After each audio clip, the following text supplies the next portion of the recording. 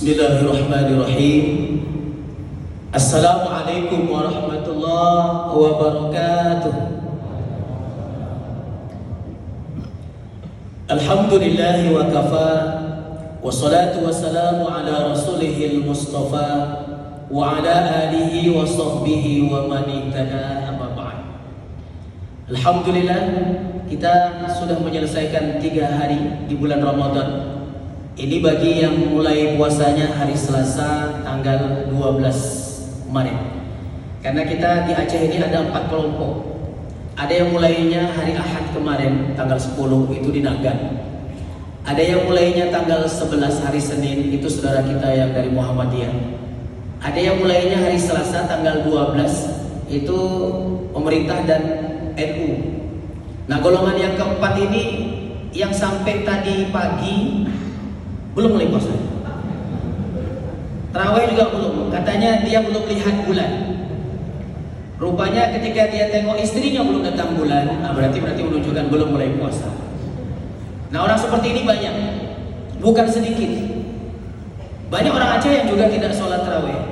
Makanya berbahagialah ketika kita masih bisa melaksanakan sholat tarawih secara berjamaah, seperti dikatakan tadi fadilahnya begitu besar. Karena pilihan cuma ada 2. Kita sholat berjamaah atau jamaah yang sholatin kita. Kalau kita sholat jamaah berarti kita posisinya di belakang imam.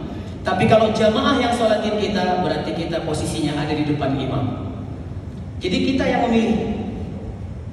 Kata Rasulullah itu ibda binafsi, semuanya tergantung diri sendiri.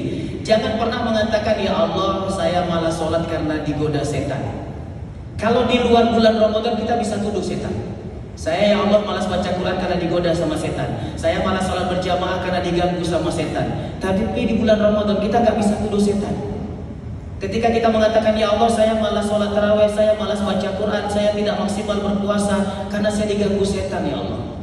Apa kata setan? Kok aku? Aku kan diikat. Kapan dia goda kita? Jadi yang membuat kita tergoda karena kita melupakan satu hal. Hal ini mungkin kecil. Hal ini mungkin kita mengatakan ini urusan yang remeh-temeh kata kita. Nabi mengatakan luruskan dan rapatkan shaf. Kenapa harus rapat? Karena kata Rasulullah shaf yang jarang itu disitulah celah masuknya setan. Setan ketika kita sholat dia tidak akan pergi. Dia ikut bersama kita. Kapan setan itu lari? Ketika dikumandangkan azan. Rasul mengatakan apabila dikumandangkan azan maka setan lari sampai terkentut. Begitu takutnya dia dengar suara azan. Kalau ada kawan-kawan kita dengar azan lari, setan lah itu. Tapi kalau kita pasti mendatangi. Jadi setan cuma lari saat berkumandangnya azan. Tapi ketika kita sholat dia ada di sekitar kita. Bahkan dia ada di celah-celah tempat kita. Makanya kita disuruh rapatkan shaf. Ada doa itu. Allahumma inni a'udzubika min hamazatis syayatin wa a'udzubika rabbi ayyahdurun. Supaya setan jangan mengganggu kita. Otomatis tutup celah itu. Sahabat Rasulullah yang paling disiplin, paling tegas dalam urusan sholat itu adalah Sayyidina Umar bin Khattab. Sayyidina Umar ini kalau seandainya mimpin sholat, dia bawa pedang. Tadi saya bayangin juga kalau semua Ustaz Ihsan pakai pedang, kayaknya di saf pertamanya hilang semua orang. Sayyidina Umar itu bawa pedang, rapatkan shaf. Untuk memastikan shafnya rapat atau tidak, Sayyidina Umar ambil pedang kasih masuk. Kalau masih bisa masuk pedang berarti belum rapat. Padahal pedang itu ketebalannya nggak sampai 1 cm, tipis. Tapi kalau masuk, berarti kata Sayyidina Umar ini belum rapat dan Sayyidina Umar belum mau memimpin sholat berjamaah sebelum shafnya rapat. Kalau di tempat kita kayaknya bukan pedang, balok 5x5 masuk. Karena jarang-jarang shaf kita. Kenapa Rasulullah dan para sahabat itu bisa bikin shafnya rapat? Bahu ketemu bahu kok bisa dapat? Ternyata Rasulullah dan para sahabat, semua sahabat Nabi, Rasul dan semua sahabat-sahabat Nabi itu, kenapa bahunya bisa rapat? Ternyata badan mereka, bahunya lebar, pinggangnya ramping. Jadi kalau kita tengok tuh badannya segitiga.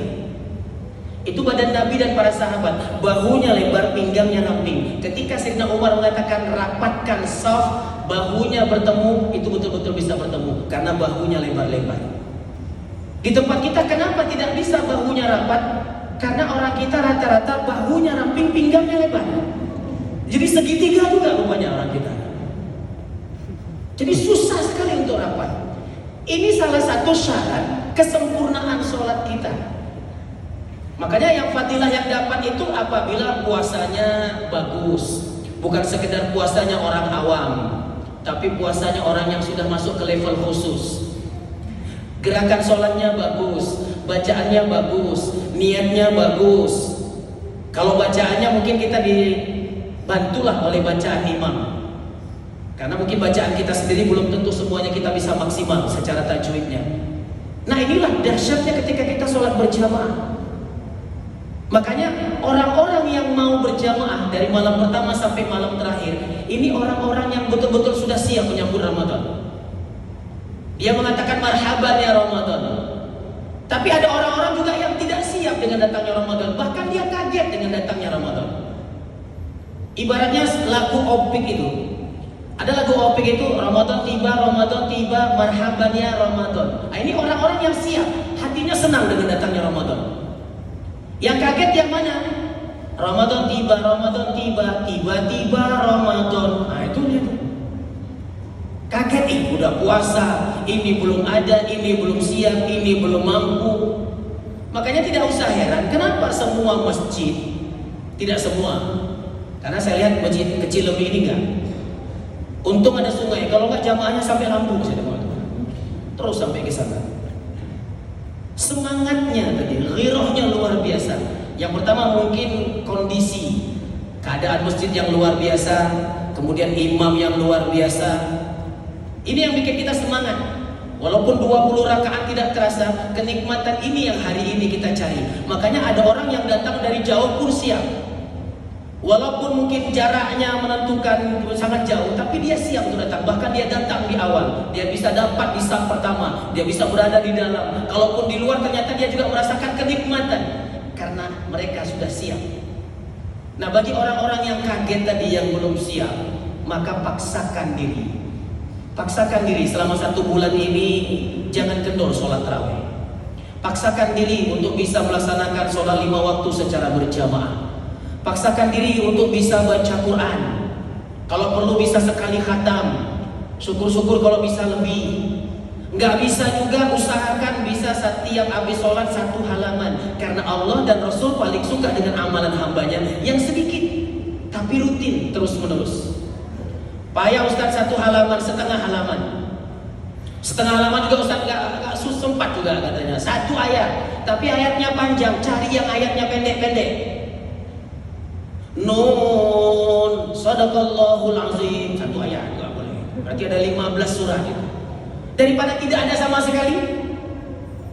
Mungkin dengan nun 1 ayat tadi, besoknya masa cuma 1 ayat, tambahlah 2 ayat. Lama-lama menjadi cinta. Tanpa terasa 1 halaman, 2 halaman, 3 halaman. Orang kalau sudah cinta, itu jangan ditanya. Sampai-sampai kata pepatah tuh, apabila cinta sudah melekat, tai kucing pun terasa coklat. Ini cintanya orang stres. Tapi kalau orang cinta yang sebenarnya tidak akan mungkin seperti itu. Nah jamaah dimuliakan Allah, semuanya berulang kembali kepada kita. Malah tambah gak bisa baca Quran ya. Ini bentar lagi mau pilkada, tes baca Quran, nggak mampu, malu. Masa orang Aceh nggak bisa baca Quran? Ada semacam apa ya?